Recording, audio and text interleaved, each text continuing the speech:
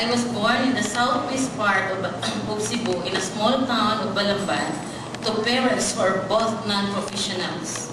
My father was a pure Chinese and my mother was a Filipina, but both have died at an early age of 35. I was 6 years old then when my father took his last breath. My mom and our eldest brother cried so hard, but I just stared at them because I really don't know what that was. I never thought it was his last and he was not coming anymore. It was my first encounter with death. Few months after that, my mom kept on telling us, you must be honest and hardworking. So if you would be an orphan, many relatives will take you in, just like us. Almost 4 years later, my mom also passed away. They left behind 6 orphans. Our eldest was 13, my sister Ipen was 12, I was 10, then 8, 6, and the youngest was 4. You might wonder how we survived.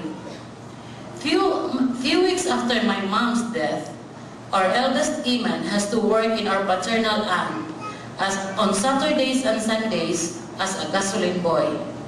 There was no electricity before in our town, so it's manual for us to be given 7 cantas of corn grits.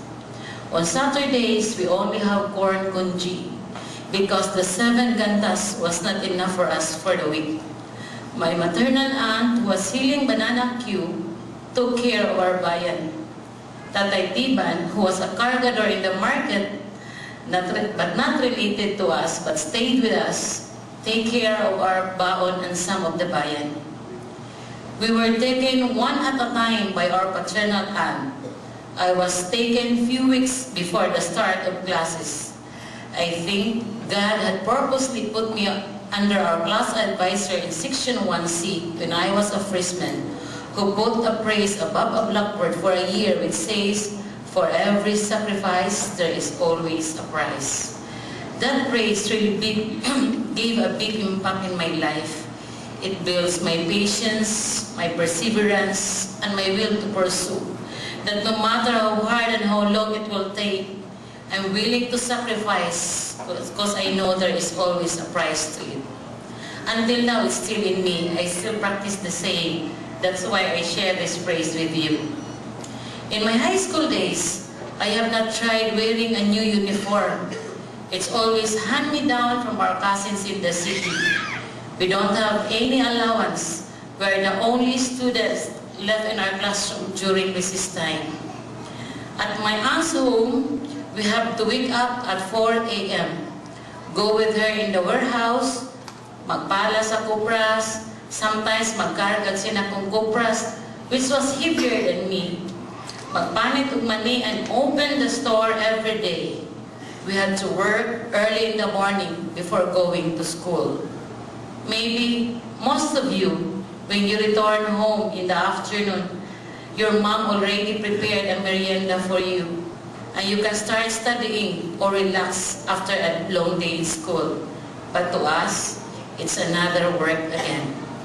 Sometimes mag-unload bags of cement from the trucks or unload sacks of salt, flour, and other stuffs for sale in store. But in spite of all the circumstances, it did not hinder us from performing well in school. I'm one of the top 5 students in our year. How many of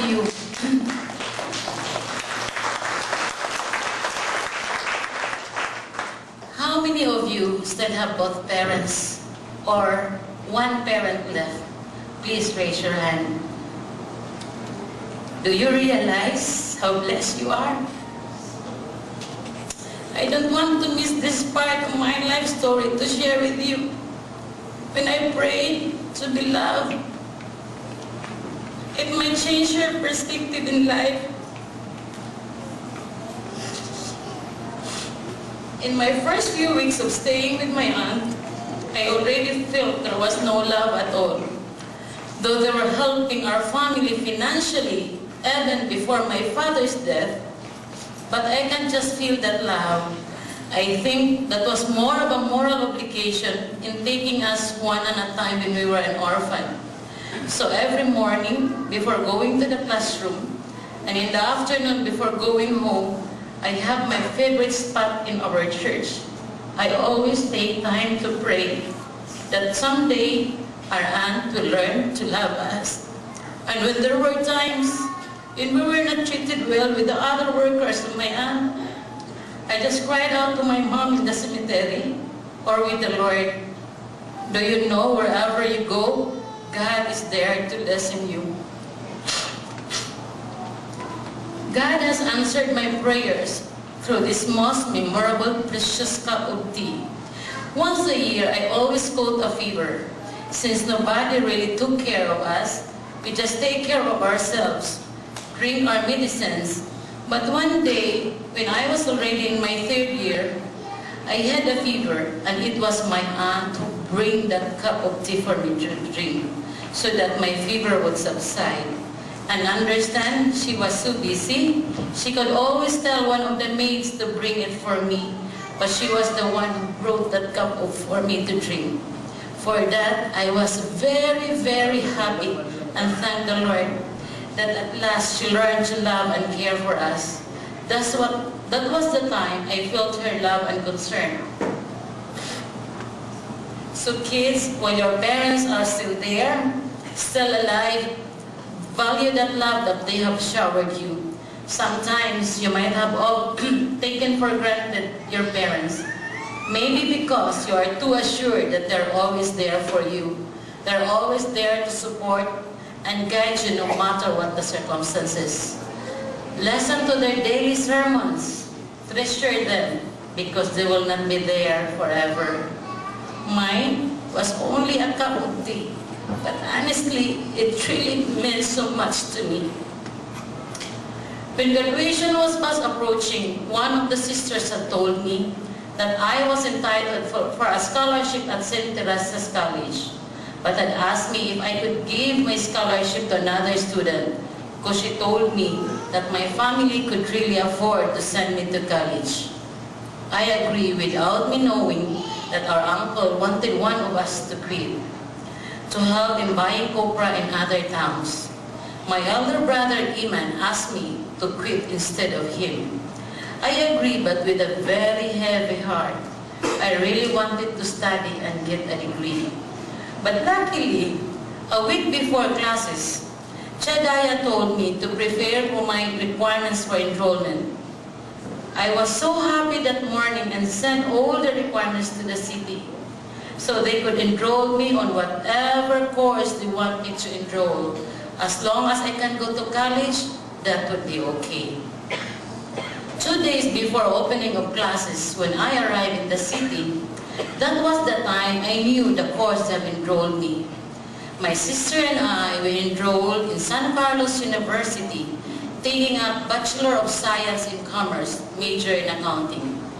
Every time we had a long assignment in accounting, I always told my sister Pin, this is not the course I wanted to take. I like an engineering course. Then my sister Pin would ask, you want to shift? No, I may not be able to finish with a very limited time to go to school. Our aunt whom we work didn't want us to enroll in an engineering course because of the laboratories which will eat up your time, then only a few hours to work. We were all working students at my uncle's chain of theaters. My sister and I were sales ladies at the theater canteen. But every time I entertained families all together to watch a movie, I couldn't control my feelings. I always cried. Either I miss my parents so much or feel so envious that they have parents that took care of them, who loved them and providing them their needs while growing up, while we have to work to support our needs. I could not even buy all the books except for all our major subjects. I don't even know that there was a university canteen at Jim's basement.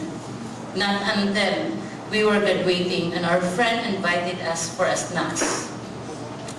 When I was in my 2nd year college, I almost quit because I could no longer take the pain, not of the workload, but of some very harsh words. that even though I am a niece, dapat ko kong bantayan, kaya pobre ko mangawat jud tungod sa kawadon. It hurts me so much because my mom had been teaching us the value of honesty and hard work. She was like a sirang plaka, sige balik-balik anya. Gani ang akong buhok, nakatilaw lag shampoo when I graduated college. It was always tied and pearl I'm using because it's free from where I'm staying. This was one of the hardest and painful part of my life. When I told my aunt in Balamban about my decision, her answer was, "It's up to you, basta you were given the chance." Her answer, "You were given the chance to study," struck me because I don't want to end up an ordinary tindera sa akong tiyan. So the following day, my sister and I enrolled again. In spite of all the circumstances, the 6 of us became professionals. Our eldest is a mechanical and electrical engineer and currently a counselor in our town.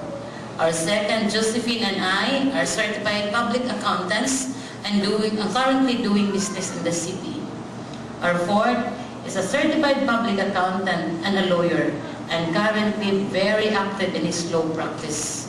Our fifth is a graduate of accountancy and is currently doing catering business. Diane's cuisine and retail construction are hers. Our youngest, Julie, is a graduate of accountancy here and a registered nurse in the States.